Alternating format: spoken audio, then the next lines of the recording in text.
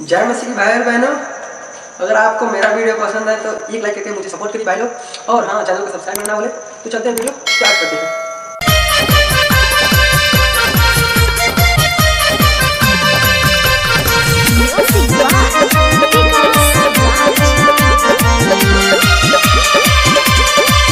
प्रभु यीशु के महिमा जाने जहानावा, जाने जहानावा। प्रभु यीशु के महिमा जाने जहानावा। पिता परमेश्वर के महिमा महानावा। तारो जो सुबह शाम करा यीशु के भजनवा। तारो जो सुबह शाम पढ़ा बाइबल वचनवा।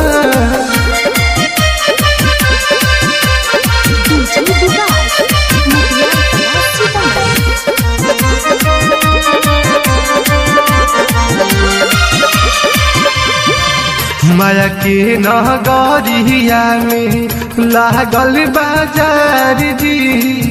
एक दिन जाए के पड़ी छोड़ी सहनी सार जी, छोड़ी सहनी सार जी। माया के नगरिया में लागल बाजार जी। एक दिन जाए के पड़ी छोड़ी के संसार जी, संसार जी। यीशु जी के नामवा सुनी भाग्य सैतानवा। यीशु जी के नामवा सुनी भाग्य सैतानवा। तारो जो सुबह शाम पढ़ा बाइबल वचनवा। तारो जो सुबह शाम करा यीशु के भजनवा।